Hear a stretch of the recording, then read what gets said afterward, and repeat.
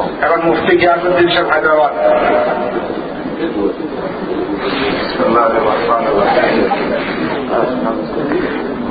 الحمدللہ وکفی وسلام علی عبادہ الذین اصطفی اما بعد۔ معزز سامعین، حضرت والا کے خطاب کے بعد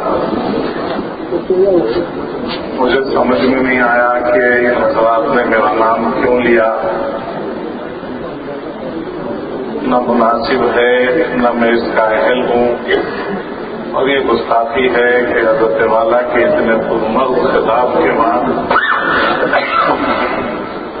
کوئی آدمی آپ حضرات سے خطاب کرے۔ میں اپنے اندر اس کی اہلیت بھی نہیں پاتا۔ ان حضرات نے حکم دیا، اس لیے ایک قصہ سنا کے اپنی جگہ لیتا ہوں۔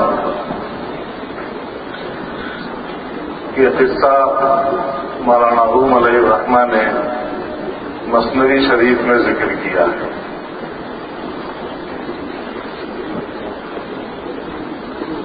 ہندوستان کے ایک بادشاہ گزرے ہیں، سلطان محمود غزنوی۔ واقعے میں لکھا ہے کہ ان کے زمانے میں چوریاں ہونے لگیں، تو اس زمانے میں جو پولیس تھی اس کو متوجہ کیا کہ بھئی چوریاں بڑھ گئی ہیں، فکر کی جائے۔ تو انہوں نے فکر کی، پہرے لگائے، بڑھا دیے، مگر چوریاں کم نہیں ہو رہی۔ بادشاہ کو اس بات کا احساس ہوا تو وہ خود پتہ لگانے کے لیے رات کو بھیس بدل کر نکل جاتے اور ادھر ادھر گھومتے پوری رات تاکہ چوروں کا کچھ پتہ چلے۔ ایک رات میں دیکھا آبادی کے باہر ویرانے میں جنگل میں چراغ جل رہا ہے۔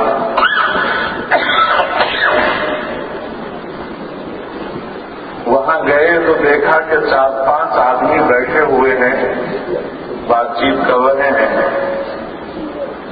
سلطان محمود غزنوی وہاں پہنچے تو انہوں نے پوچھا کہ بھئی آپ کون ہیں؟ تو انہوں نے کہا کہ میں بھی ایک آپ کی جیسا آدمی ہوں۔ یہ چور تھے 4-5۔ انہوں نے سمجھا کہ یہ بھی کوئی چور ہے، ہماری طرح رات کو نکلا ہے۔ آدمی جیسا ہوتا ہے ویسا دوسرے کو سمجھتا ہے۔ اورنگزیب عالمگیر رحمۃ اللہ علیہ کے استاد تھے ملا جیون۔ اورنگزیب عالمگیر رحمۃ اللہ علیہ جب کہیں سفر پہ جاتے کسی مہم پر تو ملا جیون کو خزانے کا انچارج بنا کے جاتے استاد کو اپنے، کہ وہ جو خرچ ہو دے دیا کریں۔ اللہ والے آدمی تھے ملا جیون علیہ الرحمہ۔ ایسے اورنگزیب عالمگیر رحمۃ اللہ علیہ ایک مرتبہ سفر پہ گئے ہوئے تھے۔ کچھ بدماشوں کو معلوم ہوا کہ اب تو خزانے پر ملا جیون بیٹھے ہوئے ہیں، تو ان کے پاس 4-5 آدمی آئے، 5 آدمی، اور آ کر انہوں نے کہا کہ حضرت گورکھپور کا پل بھاگا جا رہا ہے، برج، گورکھپور میں جو برج بنا ہوا ہے وہ برج بھاگا جا رہا ہے۔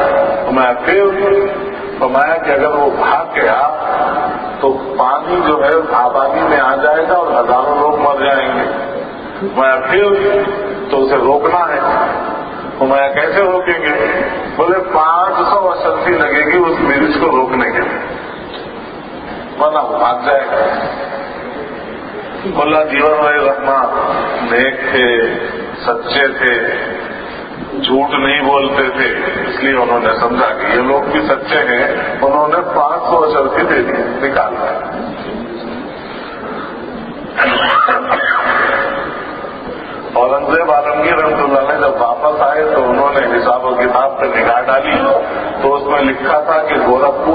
ब्रिज भाग रहा था, उसे रोकने के लिए 500 अशरफी खर्च। तो औरंगजेब आलमगीर रहमतुल्लाह अलैह ने अपने उस्ताद से फरमाया कि उस्ताद ये क्या है? तो मैंने लिख तो दिया है। मैं क्या कि गोरखपुर का ब्रिज पुल भाग रहा था, उसे रोकने के लिए 500 अशरफी खर्च। तो औरंगजेब आलमगीर रहमतुल्लाह अलैह ने फरमाया कि उस्ताद कहीं ब्रिज भी भागता है, पुल भी भागता है? तो मुल्ला जीवन रहमतुल्लाह अलैह ने फरमाया कि पुल अपनी जगह से भाग सकता है, ब्रिज भाग सकता है, 5 मुसलमान झूठ नहीं बोल सकते। क्यों? इसलिए कि शरीयत का मसला ये है कि अगर 4 मुसलमान किसी शख्स के बारे में गवाही दे दें कि इसने जिना किया है, तो काजी उस पर फैसला कर देगा। अगर वो शादीशुदा है तो उसे पत्थर मारकर खत्म कर दिया जाए। 4 मुसलमानों की बात की इतनी अहमियत है कि वो गवाही दे दे तो एक इंसान की जान लेने का फैसला काजी कर देगा। 5 आदमी जो है 5 मुसलमान किसी बात के बारे में बोले तो मुल्ला जीवन रहमान जैसे थे वैसे दूसरों को समझते थे। औरंगजेब आलमगीर रहमतुल्लाह अलैह हंस के खामोश हो। तो ये भी चोर थे, इन्होंने भी समझा कि ये भी चोर है। तो उनसे कहा कि ठीक है, हम लोगों में हर एक को एक कमाल हासिल है, तुम्हारे अंदर भी कोई कमाल है तो तुम हमारे ग्रुप में शामिल हो सकते हैं। तो हमें अच्छी बात है, क्या कमाल है? तो उसमें से एक ने कहा कि मुझे ये कमाल हासिल है कि दीवार कितनी भी ऊंची हो मैं कमन डाल के चढ़ जाता हूं। उस जमाने में ऊंची ऊंची दीवारें होती थी हवेलियों की, मकानों की, तो चोर कमन डाल के चढ़ते थे। तो वो बर्छा टाइप चीज होती थी, उसमें रस्सी से ऐसे डाल के उसको मारते थे और वहां जाके गिर जाता था, फिर उस रस्सी पर चढ़ते थे। कमन डालना उसे कहते थे। तो उसने कहा कि दीवार कितनी ही ऊंची कैसी ही क्यों ना हो, मुझे ये कमाल हासिल है कि मैं कमन डाल के उस पर चढ़ सकता। दूसरे से पूछा कि तुझे क्या कमाल हासिल है? तो उसने कहा कि मुझे कुत्तों की जबान आती है, कुत्तों की जबान मैं समझता हूं। और चोरों को वास्ता कुत्तों से बहुत पड़ता है रातों को। तीसरे ने उससे पूछा कि तुझे क्या कमाल हासिल है? उसने कहा कि दीवार कितनी भी मोटी हो, मेरे कंधों में ये ताकत है कि जब धक्का देता हूं तो वहां सुराख बढ़ जाता है, नखम लग जाता है। दरवाजों पे तो पहले होते हैं, तो उस जमाने में दीवार काट कर चोर चोरी करता था, उसे नखम लगाना कहते हैं। तो उसने कहा कि मुझे ये कमाल हासिल है कि मैं नखम कैसी भी दीवार को लगा लेता हूं। चौथे से पूछा कि तुझे क्या कमाल हासिल है? उसने कहा कि मैं सूंघ कर बता देता हूं खजाना किधर है। सोना चांदी दौलत रखी कहाँ है, मैं सूंघ कर बता देता हूं। पांचवें से पूछा कि तुझे क्या कमाल हासिल है? उसने कहा कि मुझे ये कमाल हासिल है कि जिसे रात के अंधेरे में देखता हूं उसे दिन के उजाले में पहचान लेता हूं। अजीबो गरीब कमालात थे। और उस जमाने में चोरों की भी ट्रेनिंग हुआ करती थी, उनको तैयार किया जाता था। शाह याकूब साहब मुजद्दिद रहमतुल्लाह अलैह के मलबूजात हज़रत आलिमिया साहब ने जमा किए हैं। उसमें हजरत फरमाते हैं कि उस जमाने में चोरों को ट्रेनिंग दी जाती थी, इस तरह कि उन्हें उचकने की ट्रेनिंग दी जाती थी, उछलने की। जब वो मुकद्दरा मिक़दार तक उछलते थे तो फिर उनके पैर में रेती के थैलियां बांधते थे 1-1 किलो की।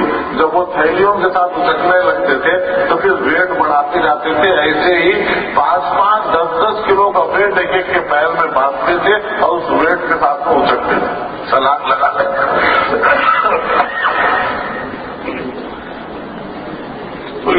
ने फिर उससे कहा कि भाई तुझे क्या कमाल हासिल है, तू बता, अगर हमारे ग्रुप में शामिल होना चाहता है। तो इन्होंने कहा कि मुझे ये कमाल हासिल है कि अगर किसी को सूली पर चढ़ा दिया गया हो और सूली दी जा रही हो और मेरी दाढ़ी हिल जाए तो वो सूली से वापस आ जाता है।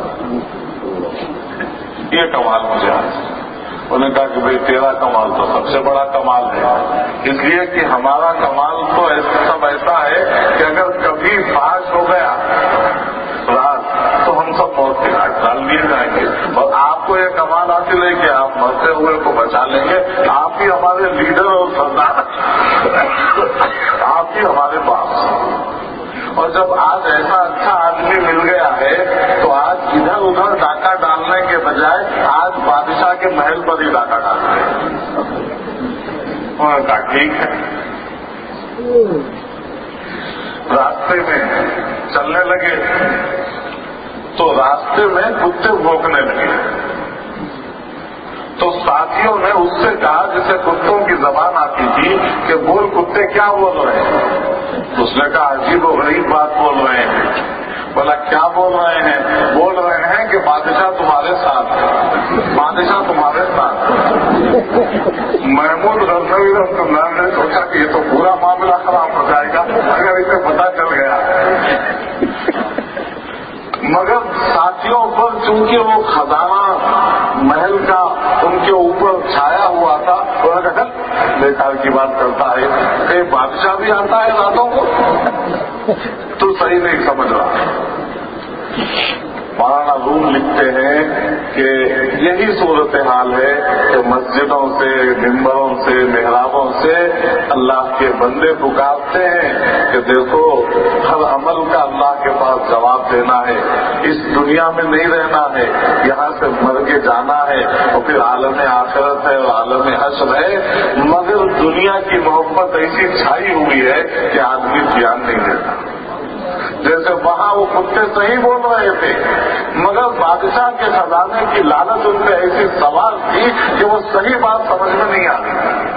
ऐसे ही मस्जिदों के, मेहराबों के, मिंबरों के से जलसों में खिताब होता है, बात होता है, मगर ऐसी दुनिया छाई हुई है तो लोग केयर नहीं करते, सब बुला बादशाह की जान में जाना ही कि चलो ये लोग ही एक दूसरे उसकी जो है बात की तस्दीक नहीं कर रहे।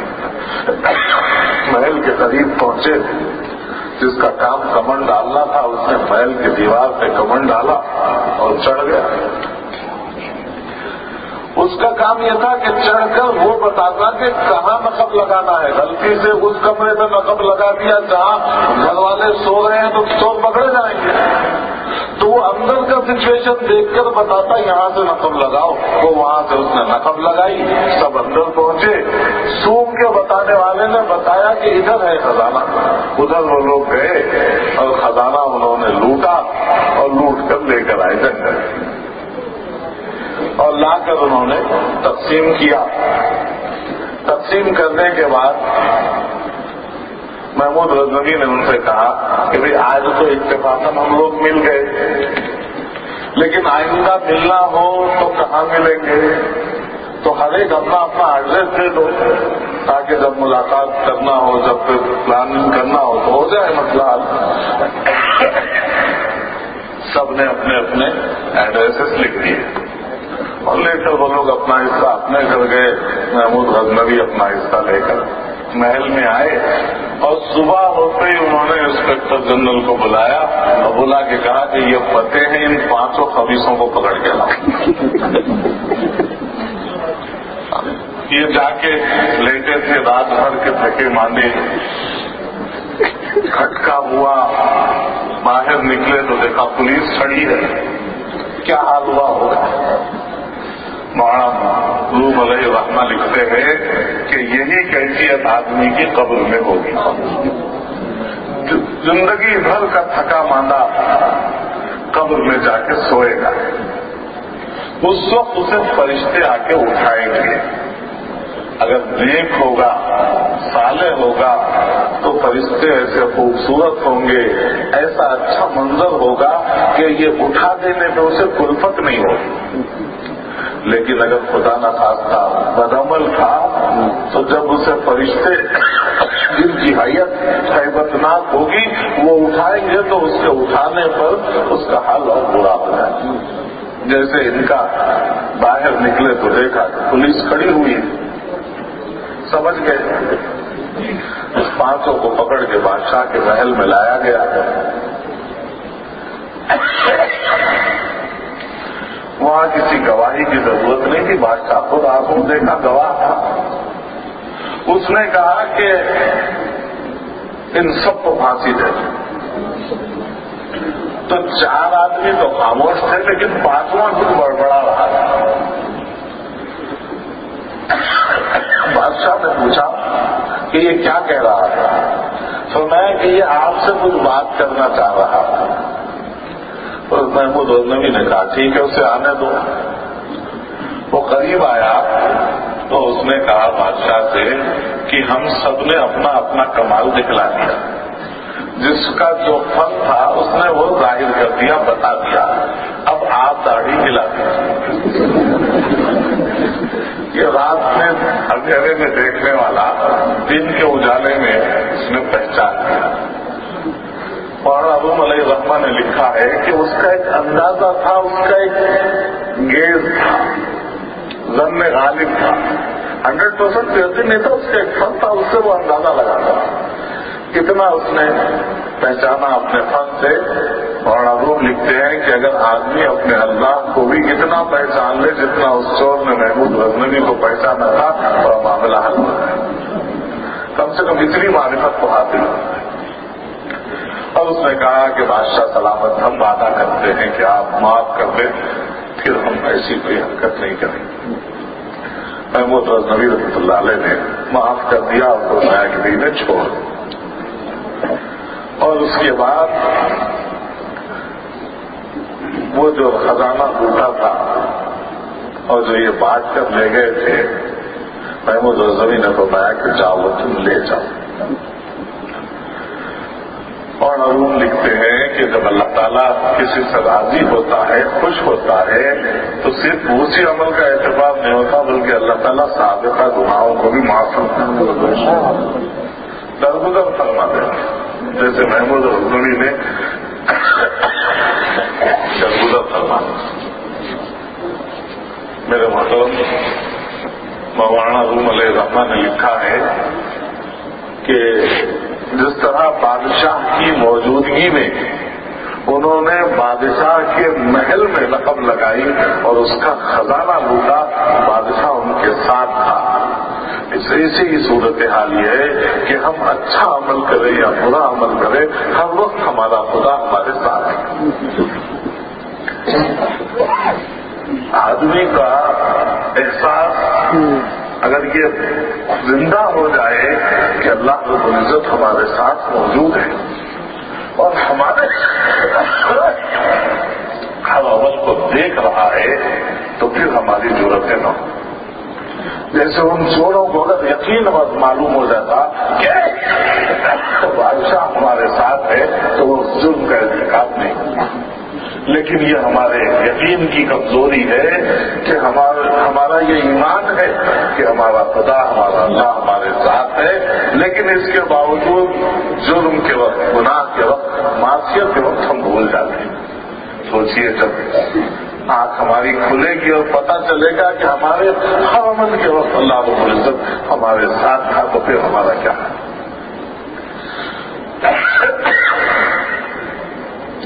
اللہ تعالیٰ ہمیں اور آپ کو اس واقعے کے اندر جو سبق ہے اور مولانا روم نے اس واقعے سے جو ہمیں سمجھایا ہے, اللہ تعالیٰ ہمیں اس کو سمجھنے اور اس پر عمل کرنے کی توفیق عطا فرمائے.